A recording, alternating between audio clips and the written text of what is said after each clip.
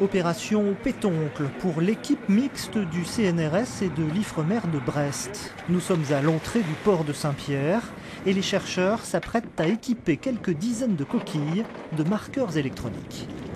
On vient d'abord pour plonger, puis pour, lors de cette plongée, installer quelque chose qui ressemble à ça, c'est-à-dire des capteurs qui mesure les mouvements qui va mesurer le mouvement des coquilles Saint-Jacques, enfin des pétoncles géants, le placopectène.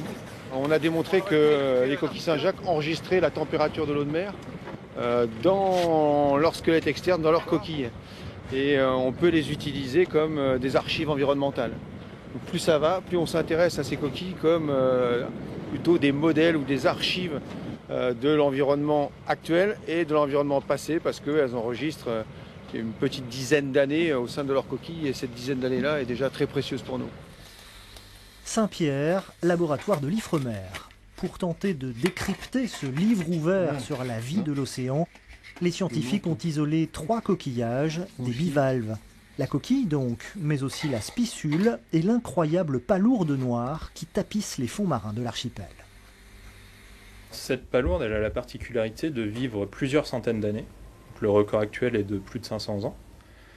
Et ce qu'on va pouvoir trouver à l'intérieur de ces coquilles, c'est que tous les jours, quand elle va déposer une strie sur sa coquille, l'animal il va piéger des informations sur l'environnement. Donc il va nous renseigner sur la température qu'il faisait à l'époque où il a déposé cette strie, la salinité, la nourriture qu'il mangeait, etc. Et avec une petite perceuse de précision ou un beam laser, on va venir récupérer de la matière et l'analyser pour avoir toutes ces informations. Ça nous permet de remonter plusieurs centaines d'années en arrière. Des informations qui ne pouvaient pas être acquises à ce moment-là parce que les instruments n'existaient pas encore. Et pour mieux cerner le comportement des bivalves, les physiciens ont également installé au fond des courantomètres et plusieurs thermomètres dans une même colonne d'eau. Et c'est justement sur les mesures de température qu'ils ont fait une découverte hors du commun.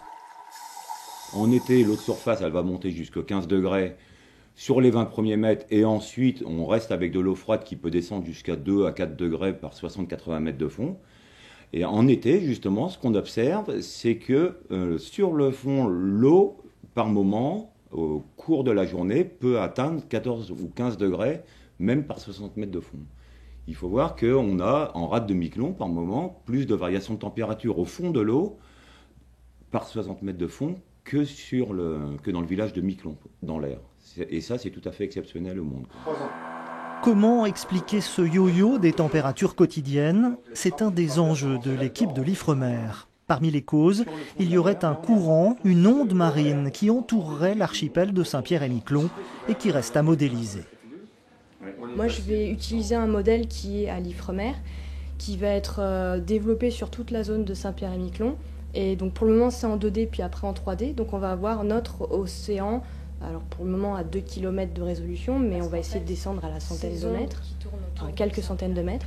Et on pourra voir ces variations ou ces masses d'eau froide remonter les pentes, et on pourra les voir aller et venir en fait. Des courants uniques au monde qui façonnent donc ces coquilles Saint-Jacques de Saint-Pierre, objet de toutes les attentions des scientifiques. Avec cette question aujourd'hui, quel patrimoine génétique se sont-elles forgées qui leur permet de survivre à de tels écarts de température? On va pouvoir se dire qu'on va avoir des différences au niveau de la physiologie, de la génétique, de plein de choses. On peut imaginer que oui, les coquilles Saint-Jacques de Saint-Pierre et Miquelon seraient vraiment particulières et ne ressembleraient en rien aux coquilles Saint-Jacques de Nouvelle-Écosse ou d'autres endroits dans le monde où on n'a pas ces variations de température, donc qui auraient une capacité d'adaptation à leur environnement vraiment spécifique à Saint-Pierre et Miquelon. Des coquilles, des palourdes prêtes pour un grand voyage, direction le laboratoire du CNRS à Brest, où elles livreront sans aucun doute d'autres de leurs secrets.